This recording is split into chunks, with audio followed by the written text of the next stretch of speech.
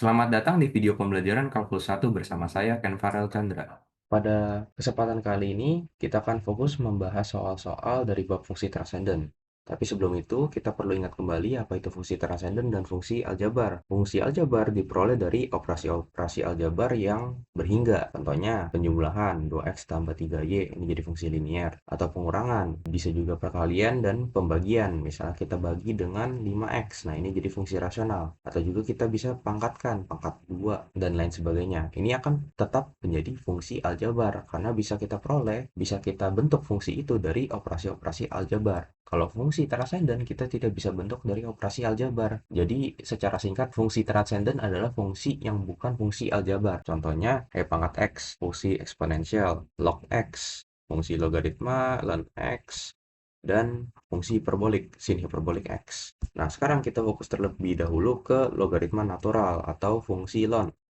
Ln x bisa direpresentasikan dalam integral dengan batas bawah 1 dan batas atas x dari 1 per t dt dengan domain x lebih dari 0. Nah, domain dari ln x ini adalah himpunan bilangan real yang positif. Jika kita mau mencari turunan dari fungsi ln ini, kita bisa menggunakan TDK1. Teorema dasar kalkulus 1 menyatakan bahwa kalau kita punya d per dx atau kita menurunkan terhadap x dari integral dengan batas bawah suatu konstanta a, batas atas x, jadi batas atas ini harus sama dengan apa yang kita ingin turunkan terhadap dari fungsi ft dt, jadi t di sini variabel dummy. Bisa variabel apa aja, bisa t, bisa u, asalkan jangan sama dengan batas atas integralnya atau apa yang kita turunkan terhadap ya, sama dengan fx. Nah, di sini sama nih, kita bisa menemukan TDK1. Kita menurunkan terhadap x, batas atas integralnya x, dan fungsinya adalah 1 per t. Jadi pastinya kita tinggal ganti nih t dengan x, jadi 1 per x. Dan ingat domainnya selalu x lebih dari 0. Sekarang kita lanjut ke contoh soal. Di sini kita punya fungsi yaitu ln x kuadrat ditambah 5x ditambah e kuadrat ditambah pi per 2. Dan kita disuruh mencari turunan terhadap x-nya. Nah, di sini kita bisa menggunakan aturan rantai. Di sini kelihatan kalau fungsi paling luar adalah ln. Berarti fungsi f di sini untuk kita menggunakan chain rule adalah ln. Dan di dalam ln-nya adalah fungsi polinomial. Nah, ini kita notasikan sebagai fungsi g, atau kita tulis secara eksplisit. Jadi, fx sama dengan ln x, gx sama dengan x kuadrat ditambah 5x ditambah e kuadrat ditambah pi per 2. Nah, kalau dikomposisikan, kedua fungsi ini akan menjadi f komposisi g sama dengan ln x kuadrat ditambah 5x ditambah e kuadrat ditambah pi per 2. Kita bisa menggunakan aturan rantai tadi. Dengan apa? Dengan mencari turunan dari fungsi f terhadap x adalah 1 per x. Karena turunan ln x terhadap x adalah 1 per x. Turunan fungsi g terhadap x adalah 2x. 2 dikali x pangkat 2 min 1. Jadi 2x ditambah 5 dan e pangkat 2 ditambah pi per 2 adalah suatu konstanta. Konstanta diturunkan terhadap x adalah 0.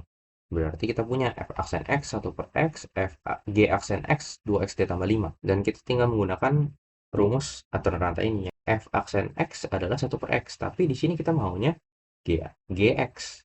Di sini kita maunya gx, bukan x. Jadi kita ganti di dalam ini, di x ini menjadi gx. Gx-nya apa? Gx-nya x kuadrat ditambah 5x ditambah e kuadrat ditambah pi per 2. Jadi 1 per, bukan lagi x, tapi x kuadrat ditambah 5x ditambah e kuadrat ditambah pi per 2. Dikali, belum selesai. Dikali g aksen x. G aksen x-nya adalah, kita sudah cari 2x ditambah 5. 2x ditambah 5, kurung-kurung. Nah, ntar kalau ditulis ulang jadi 2x ditambah 5 per x kuadrat ditambah 5x ditambah e kuadrat ditambah pi per 2. Soal berikutnya, kita punya di sini sebenarnya ada 3 fungsi yang dikomposisikan ya. Yang pertama, saya tuliskan secara eksplisit, fx sama dengan x pangkat 3, paling luarnya adalah pangkat 3-nya. Di dalamnya adalah fungsi ln x, gx sama dengan ln x. Paling dalamnya adalah, di dalam ln-nya adalah 5x kuadrat. Nah, jadi ada 3 fungsi yang dikomposisikan nih. Bagaimana kalau kita ingin menggunakan chain rule? Sama konsepnya. Kalau kita ingin mencari turunan terhadap x dari 3 fungsi yang dikomposisikan, caranya sama. Kita turunkan terlebih dahulu fungsi yang paling luar, jadi kan di sini f aksen, tapi di dalamnya kita bukan gx lagi. Di dalamnya ada dua fungsi. Jadi kita tulis g hx kurung kurung tutup kurung dikali, nah, berikutnya g aksen. Di dalam f ada g, fungsi g.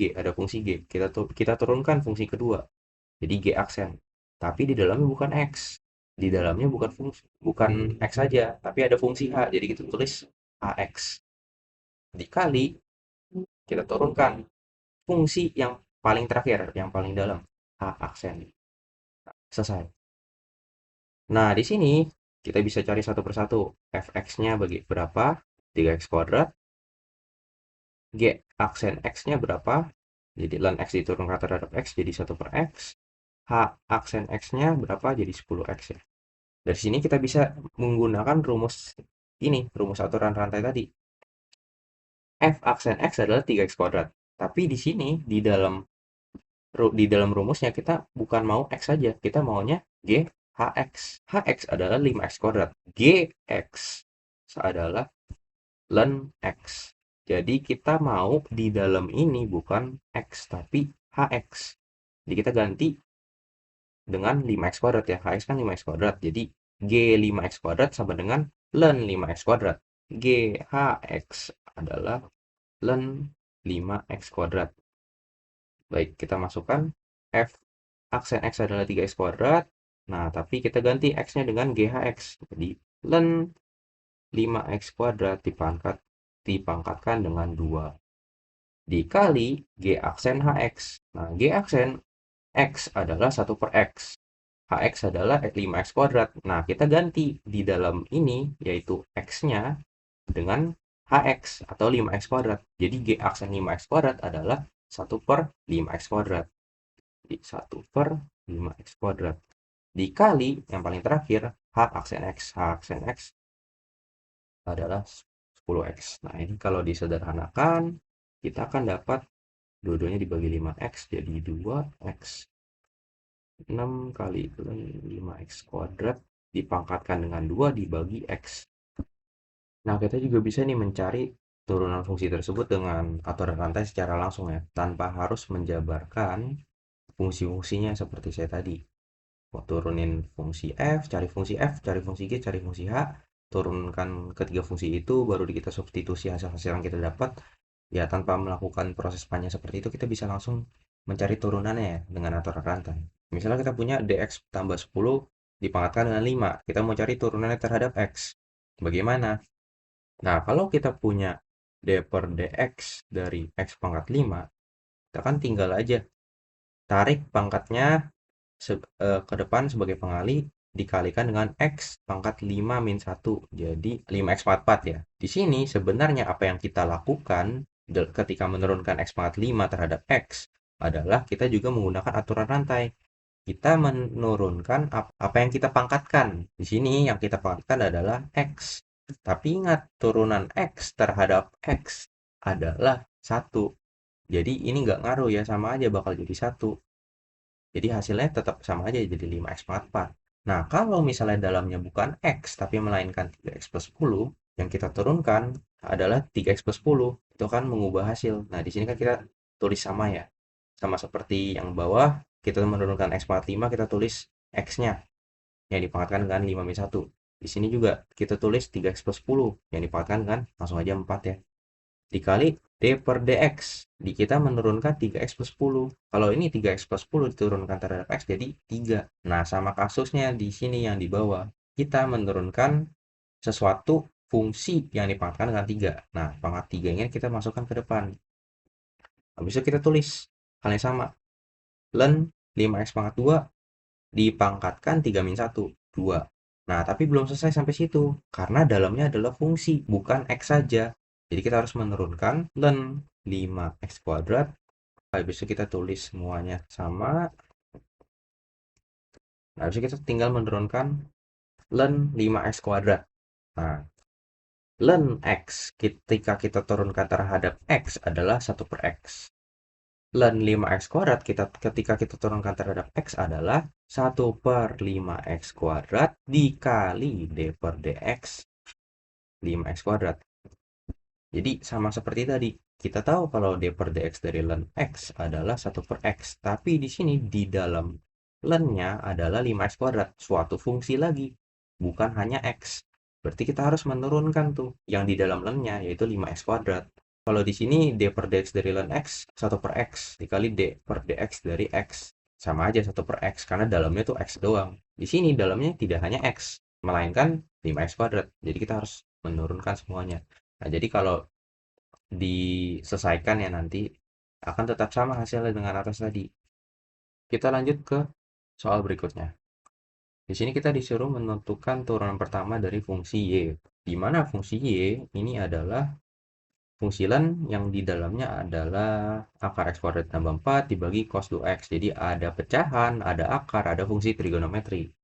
Nah, mungkin insting pertama kita adalah langsung saja menggunakan aturan rantai. Tapi kalau kita lihat, ujung-ujungnya kita harus mencari turunan yang di dalam len ini. Seperti tadi saya bilang, kalau d per dx dari len x adalah 1 per x. Ketika kita menurunkan yang di dalamnya, yaitu d per dx dari x, hasilnya akan sama dengan 1 per x dikali 1 atau 1 per x. Nah, di sini kita harus menurunkan yang ada di dalamnya, di dalam len ini. Nah, untuk menurunkan ini, kita harus menggunakan aturan hasil bagi atau quotient rule yang tentunya akan sangat panjang. Jadi, triknya bagaimana? Triknya adalah kita menggunakan sifat dasar logaritma. Misal, kita punya isi logaritmanya tuh pecahan atau pembagian. Kalau misal kita punya len A per B ya, kita bisa tulis kembali sebagai len A dikurang len B. Nah, sama halnya dengan perkalian, len A dikali B sama dengan len A ditambah len B. Nah, setelah itu juga ada paling krusial, jika isi dari logaritma itu adalah ada sesuatu yang dipangkatkan, misalkan A kuadrat, pangkat tersebut kita bisa tarik ke depan sebagai pengali. Jadi 2 dikali len A. Nah, ini sifat-sifat dasar logaritma harus diingat kembali, karena biasanya kita menggunakan ini untuk memanipulasi bentuk fungsi awal kita. Len di akar x kuadrat ditambah 4 dibagi cos 2x sama dengan len akar x kuadrat ditambah 4 dikurang len cos 2x. Nah, tapi lihat di sini kita punya akar pangkat 2. Nah, kita bisa tulis kembali sebagai x kuadrat ditambah 4 dipangkatkan dengan 1 per 2. Yang lain tulis yang sama. Langsung pangkat di sini kita bisa tarik ke depan sebagai pengali. Jadi setengah dikali len x kuadrat ditambah 4 dikurang len cos 2x. Nah, kita perhatikan bentuk ini. Bentuk ini kan sudah lebih sederhana daripada bentuk awal fungsi kita tadi ya. Nah, baru kita cari saja turunan pertamanya dari fungsi yang lebih sederhana ini. Jadi d per dx sama dengan d per dx dari 1 per 2 dikali len x kuadrat ditambah 4 dikurang len cos 2x. Tutup kurung. Nah, di sini kita sama lagi, kita menggunakan aturan rantai lagi. Kenapa? Karena di dalam len-nya bukan hanya x, tapi suatu fungsi polinomial x kuadrat ditambah 4. Di sini juga di dalam len-nya fungsi trigonometri cos 2x, ada fungsi lagi di dalamnya. Jadi kita harus menggunakan aturan rantai lagi di sini. Di sini kita punya konstanta 1 per 2, kita tarik ke depan. Ketika kita menurunkan len x, ingat terhadap x, hasilnya adalah 1 per x. Di sini dan di sini di dalamnya adalah x kuadrat plus 4. Jadi kita sesuaikan karena kita dalam len-nya tuh x kuadrat plus 4, turunan ini terhadap x adalah 1 per x kuadrat plus 4. Tapi ingat, aturan rantai tidak selesai sampai situ. Kita harus menurunkan juga fungsi di dalam len itu. Jadi kita menurunkan x kuadrat ditambah 4 terhadap x dikurang. Sekarang len cos 2x kita turunkan terhadap x. Jika kita turunkan terhadap x, len x terhadap x, kita punya 1 per x. Nah, di sini dalamnya adalah fungsi trigonometri. Berarti kita sesuaikan jadi min 1 per cos 2x. Tetapi, karena dalam len-nya itu adalah fungsi trigonometri, kita harus menurunkan juga cos 2x terhadap x. Nah, kita lanjut. Kita cari turunan x kuadrat plus 4-nya. X kuadrat plus 4 diturunkan terhadap X berapa?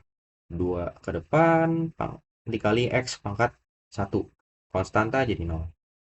Min 1 per cos 2x dikali turunan cos 2x berapa? Ingat, turunan cos X adalah min sin X. Tapi di sini di dalam cos-nya bukan lagi X saja, tapi 2X.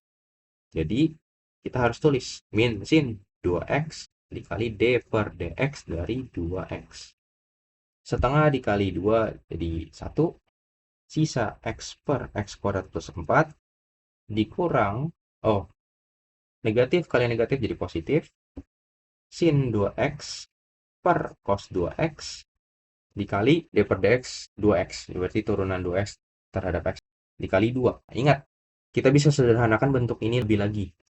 Tan x adalah sin x per cos x. Di sini sinnya dalamnya tuh 2x. Cosnya juga dalamnya 2x. Berarti kita bisa menggunakan rumus trigonometri ya.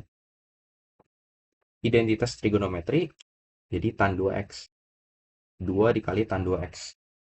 Tan X sama dengan sin X per cos X, ya sin 2X per cos 2X adalah tan 2X. Selesai.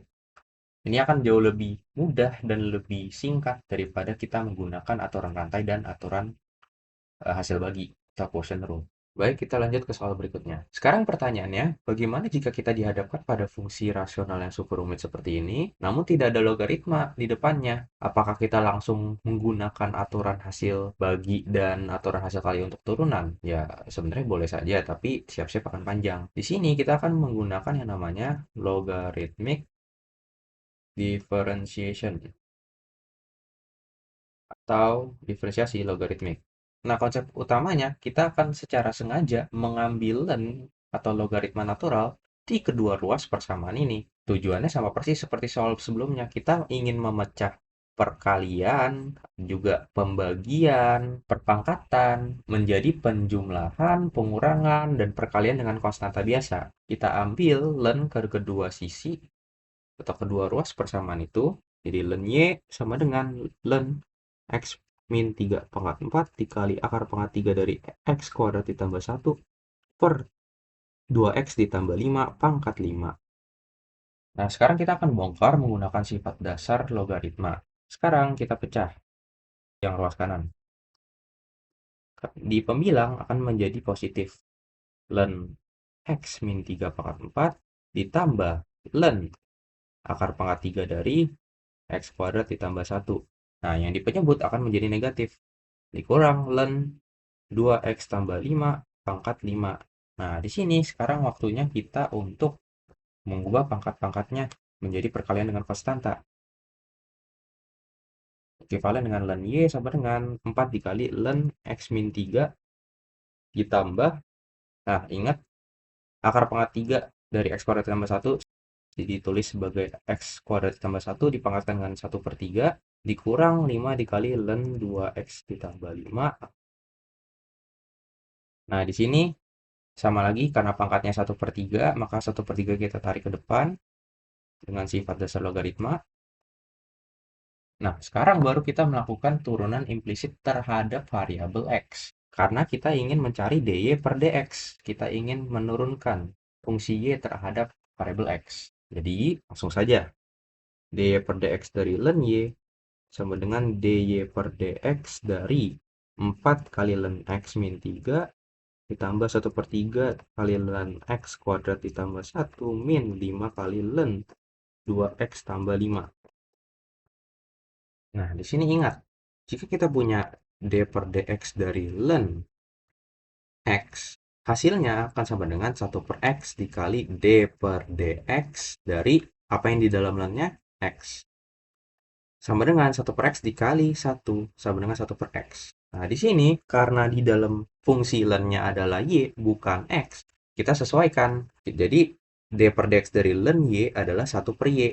Tapi ingat, berdasarkan aturan rantai, y di sini bukanlah x. Fungsi yang bukan x saja. Y itu apa? Y-nya adalah soal kita tadi, fungsi awal kita tadi. Makanya kita harus tulis d per dx dari y. Jadi d per dx dari ln y adalah 1 per y dikali dy per dx. Nah, sekarang kita akan menurunkan ini satu persatu ya. Konstanta kita taruh di luar dulu. Di 4 dikali turunan dari ln x min 3 diturunkan terhadap x itu apa? Tadi turunan ln X terhadap X adalah 1/X. Di sini kita menurunkan ln X min 3. Berarti kita sesuaikan 1/X min 3 dikali D per dx dari, nah karena di dalam ln ini adalah fungsi yang bukan X saja, berarti kita juga harus cari D per dx dari X min 3-nya. Ditambah 1/3 kurung, buka kurung. Di sini sama juga. Kita menurunkan ln X kuadrat ditambah 1. Di dalamnya adalah fungsi yang bukan X saja. Jadi, turunan ln X kuadrat plus 1 adalah 1/X kuadrat ditambah 1 dikali D per dx X kuadrat plus 1. Jadi, karena ini fungsi yang bukan X saja, maka kita harus cari turunannya juga. Dikurang 5, buka kurung, 1/2X tambah 5 dikali D per dx dari 2X plus 5. Ekivalen 1/Y dikali D per dx sama dengan, sekarang kita cari turunannya satu per satu, 4/X min 3 dikali turunan X min 3 terhadap X adalah 1.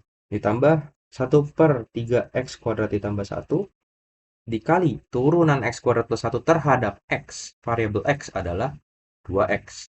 Dikurang 5/2X ditambah 5 dikali turunan 2X ditambah 5 terhadap variabel X adalah 2. Jadi kalau kita susun kembali, kita rapikan semua bentuk aljabarnya, 4x min 3 ditambah 2x per 3x kuadrat ditambah 1 dikurang 10 per 2x ditambah 5. Nah, kita substitusi ulang. Tadi y-nya apa? Y-nya di soal adalah ini. Kita substitusi ulang y kita dari soal, berarti 1/x min 3 pangkat 4 dikali akar pangkat 3 dari x kuadrat tambah 1 per 2x ditambah 5 pangkat 5 dikali dy per dx sama dengan 4/x min 3 ditambah 2x per 3x kuadrat ditambah 1 dikurang 10 per 2x ditambah 5. Nah, sekarang karena kita ingin mencari dy per dx-nya, berarti kita harus memindahkan seluruh suku ini ke ruas kanan. Kita kalikan kedua ruas dengan ini. Jadi dy per dx sama dengan x min 3 pangkat 4 dikali akar pangkat dari x kuadrat ditambah akar pangkat 3 dari x kuadrat tambah 1 per 2x ditambah 5 pangkat 5. Buka kurung, 4/x min 3 ditambah 2x per 3x kuadrat ditambah 1 min 10 per 2x tambah 5. Selesai. Oke, sebelum lanjut ke soal berikutnya, mari kita lihat teorema A terlebih dahulu. Jika F adalah strictly monotonic atau monoton ketat pada domainnya, maka F punya inverse. Nah, bagaimana cara kita menjamin suatu fungsi punya inverse? Nah, ingat kalau fungsi yang one-to-one atau satu-satu pasti punya inverse. Jadi, fungsi yang one-to-one menjamin bahwa fungsi itu punya inverse. Dan bagaimana cara kita memastikan suatu fungsi itu one-to-one? Caranya adalah mengecek kemonotonannya. Jika dia monoton ketat, yang berarti bisa dua hal ya, selalu naik atau selalu turun fungsinya, maka dia punya inverse. Nah, cara mengecek kemonotonan adalah dengan turunan pertama. Jadi jika f aksennya kurang dari 0 untuk setiap domainnya, maka fungsi itu pasti one-to-one, pasti monoton ketat, pasti one-to-one, dan punya inverse. Jika f aksennya lebih dari 0 untuk setiap domainnya, maka fungsi itu selalu naik, artinya dia monoton ketat, artinya dia one-to-one, dan punya inverse. Nah, sekarang kita ke contoh soal. Diberikan fungsi fx pada domain x lebih dari min 2. Di sini diminta untuk menunjukkan bahwa fx punya inverse dan menentukan fungsi atau persamaan inverse-nya beserta domainnya. Ingat kembali dari teorema A, kita harus mencari f aksennya. Jika kita menjamin f aksennya kurang dari atau lebih dari 0, maka dia monoton ketat, dia one-to-one, dan pasti punya inverse. Jadi kita langsung saja cari f aksennya. F aksen x sama dengan, nah kita harus menggunakan quotient rule karena bentuknya adalah U per V. Di mana turunannya adalah U aksen V min U V aksen per V kuadrat. Oke, U aksen adalah turunan terhadap X dari 3x-1. Jadi 3 dikali X plus 2 dikurang U 3x-1 dikali V aksen. Berarti X plus 2 diturunkan terhadap X jadi 1 per X plus 2 dikuadratkan 2. Kita rapikan jadi 3X plus 6 min 3X min kali min jadi positif plus 1 per X plus 2 kuadrat. 3x min 3x jadi 0, 6 plus 1 jadi 7 per x plus 2 kuadrat. Nah, di sini jelas pembilangnya positif ya. 7 lebih dari 0 dan x plus 2 di sini dikuadratkan. Segala sesuatu yang dikuadratkan atau dipangkatkan dengan bilangan genap pasti akan positif. Nah, artinya apa? Artinya f aksen x selalu lebih dari 0 untuk setiap x lebih dari min 2. Artinya fungsi f selalu naik pada x lebih dari min 2. Artinya f monoton ketat pada domainnya. Sehingga berdasarkan teorema A, karena f monoton ketat pada domainnya yaitu x lebih dari min 2, maka dia punya inverse.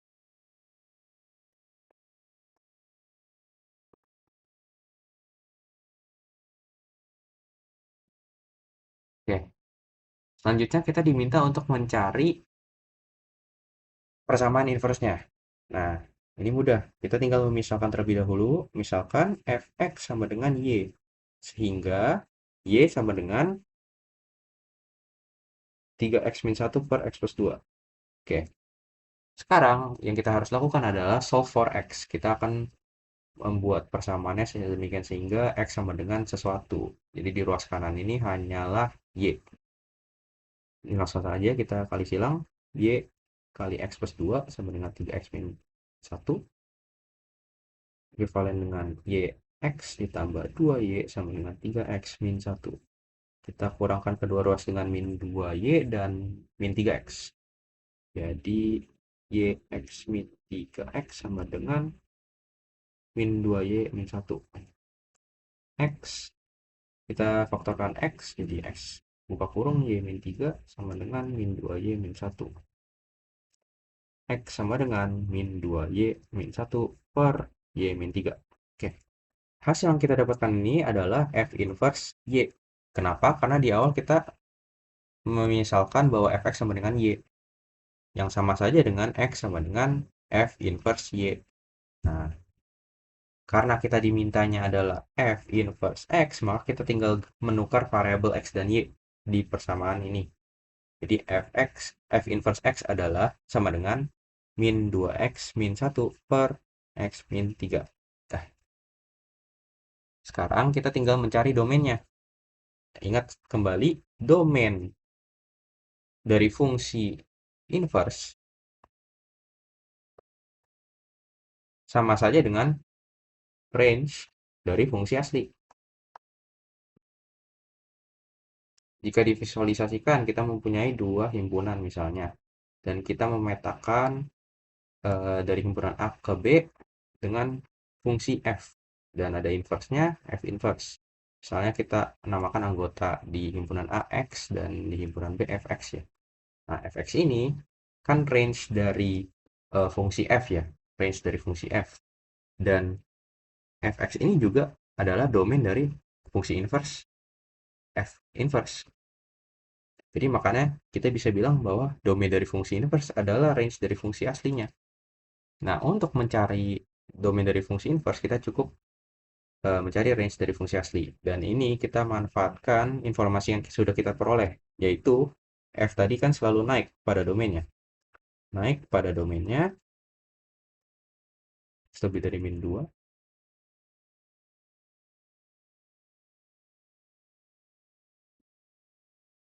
Jika kita tinjau limit x menuju min 2 dari kanan, karena di sini domainnya hanyalah di sebelah kanan min 2 ya, x sama dengan min 2 di sebelah kanannya.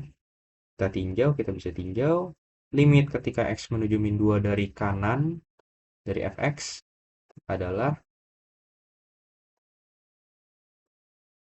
nah karena dari kanan min 2, yang pembilang akan menjadi sesuatu yang negatif, dan yang di bawah akan menjadi sesuatu yang sangat kecil yang hampir mendekati nol. Alhasil limitnya akan menjadi negatif tak hingga. Jadi artinya ketika X menuju min 2 dari kanan, maka Fx akan juga menuju min tak hingga. Nah, sekarang kita juga perlu meninjau ketika X menuju tak hingga dari 3x-1 per X plus 2. Ketika X menuju tak hingga, kita selesaikan saja limitnya ya. 3, kita bagi pembilang dan penyebut dengan X, jadi seperti ini. Dan ketika X menuju tak hingga, maka hasil limitnya adalah 3. Artinya, ketika X menuju tak hingga, maka Fx akan juga menuju 3. Nah, kita peroleh nih range dari fungsi asli. Karena apa? Karena F ini selalu naik tadi. Karena F ini selalu naik, maka dia akan bergerak dari negatif tak hingga ke 3. Jadi range-nya adalah negatif tak hingga sampai 3. Yang artinya, ini adalah domain dari fungsi inverse.